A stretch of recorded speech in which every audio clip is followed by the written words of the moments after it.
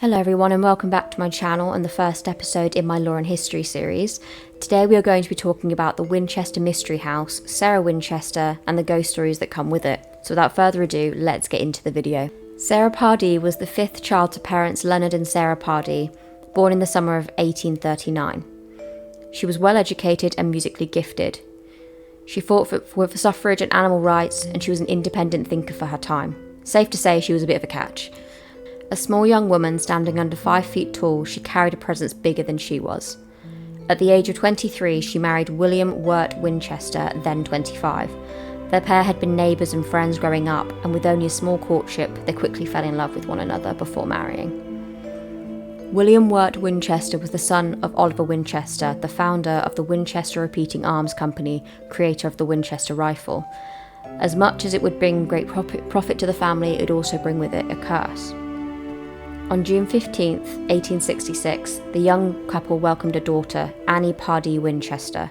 The couple were in love, but sadly their happiness would not last, as the girl had marasmus, a form of severe malnutrition that meant no matter how much Annie ate, she would not gain weight, and would sadly pass away just a few weeks after being born. The couple were wrecked with grief and would become so isolated that they withdrew from society. Sarah, also known by her nickname Sally, would remain secluded for almost a year. The couple never had any more children. As if this poor woman had not already lost enough, she would unfortunately going to lose even more.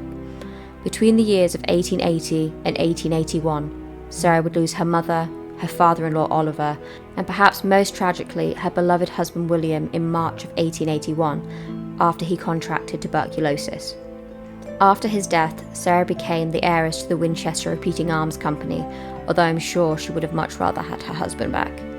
Sarah had always been spiritual, something at this time was not completely out of the ordinary. It is said that Sarah contacted a psychic in hopes of getting advice from her deceased husband, and instead she received a rather foreboding message. Apparently the reason her daughter, father-in-law and husband were all taken from her is because of the victims of the Winchester rifle were angry at the loss of their lives and wanted revenge, and had laid a curse on the family. Apparently the only thing Sarah could do to not fall victim to this curse was to move out west and build a house for the rest of her days. If the hammering stopped, she would die. Or perhaps, stricken with grief, she just needed a fresh start. Sarah had rheumatoid arthritis, a condition that would affect her for the rest of her life. Her doctors recommended that Sarah move somewhere with a drier and warmer climate. California offered this to her. Settling in San Jose after purchasing an 8-room farmhouse situated on a plot of land that was 45 acres in the Santa Clara Valley. Sarah had always had a passion for architecture and decided to take on the monumental task of designing the mansion herself rather than hiring an architect. She hired teams to bring her vision to life, as promised, and they worked all day and all night to bring the house to life as it is known today. As Sarah was no expert, the home had a few eccentric touches to it. The mansion is undeniably a labyrinth filled with confounded elements like staircases going into the ceiling, windows indoors, doors that open into walls, dead ends and skylights emerging from the floor. The most dramatic feature though might be the doorway to nowhere, located on the second floor, which looks like an ordinary door but actually leads to a 2-story drop into the garden. From 1886 to 1922, construction seemingly never ceased, as the original 8-bedroom farmhouse grew into the world's most unusual, sprawling mansion. It featured 24,000 square feet, 10,000 windows, 2,000 doors, 160 rooms, 52 skylights, 47 stairways and fireplaces, 17 chimneys, 13 bathrooms and 6 kitchens. Built at a price tag of $5 million in 1923, it is now worth $71 million today. In 1906, a devastating earthquake hit San Francisco and caused tremendous damage to the mansion. Just prior to the earthquake, based on the letters to her lawyer, Lieb, Winchester was at home in Atherton. Damage to the villa included a 7-story tower, the 3rd and 4th floor additions, and mostly the chimneys collapsed. The plaster, wood and tile work was destroyed. Winchester had the debris cleared and the home made safe, but no further building occurred. It left the home with water pipes protruding, 2nd-story doors opening to nothing where balconies once were, and staircases going into the ceiling where once another level existed. Only essential repairs were done to the home after the earthquake because she stopped construction on her home and did not rebuild. Local newspapers at the time declared her to be a mad woman. The only thing she added to the home was an elevator in 1916. People who believed the mansion to be haunted had dubbed it perhaps one of the most haunted places in America.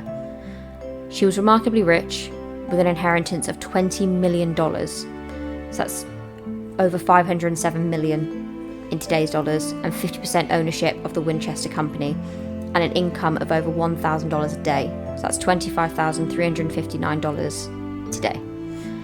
This allowed her to spend no expense in designing and decorating the house to make it inviting for friendly people and also for spirits. There is a grand ballroom made with expensive wood like mahogany, teak and rosewood. She was also a collector of artisan windows, as shown in this $25,000 room, filled with stained glass and crystal windows that she collected over her lifetime. They're estimated to be worth millions now. In fact, there's even a custom-made stained glass window made by Tiffany. One of the features of this house that led many people to believe Sarah Winchester thought herself pursued by spirits was the frequent use of spiderweb motifs and the number 13. In the aforementioned Tiffany window, there are 13 blue and amber stones in a spiderweb pattern. The fireplace grates through the mansion also had spiderweb patterns, as do numerous other windows and decor. The number 13 comes up all throughout the mansion. There are 13 bathrooms, windows which have 13 window panes, chandeliers that held 13 candles, and so much more. By 1903, Winchester's arthritis had disfigured her hands and feet, limiting her ability to walk and write. She was losing her teeth and required dentures. Writing was painful, requiring the help of a stenographer and her niece Daisy. In 1911, her health improved somewhat, allowing her to sew through though the newspapers reported that she was close to death. She died on Tuesday, September 5th, 1922. She was buried in New Haven at Evergreen Cemetery beside her husband William and her daughter Annie. After settling her will and equally dividing up what Sarah wanted the rest of her family and friends to have, most of Sarah's properties were sold off. However, the villa was far too in poor repair to be deemed worthless, and the property held no value. John Brown was the only person interested in the land, but he was unable to purchase it, so a lease agreement was reached. 6 months after Winchester's death, her home was opened as a tourist attraction. Brown purchased the property in 1931. Let's get into the hauntings. A legend passed down through the years. There are 3 types of haunted stories that link to this wonderful building. So-called intelligent hauntings, residual hauntings, and shadow figures. Luckily, no evidence of poltergeists or other malevolent spirits has been mentioned or seen within the property. For the residual hauntings is the type of haunting, a spiritual playback, stuck on repeat, a moment from the past is played back over and over again, like a video on loop.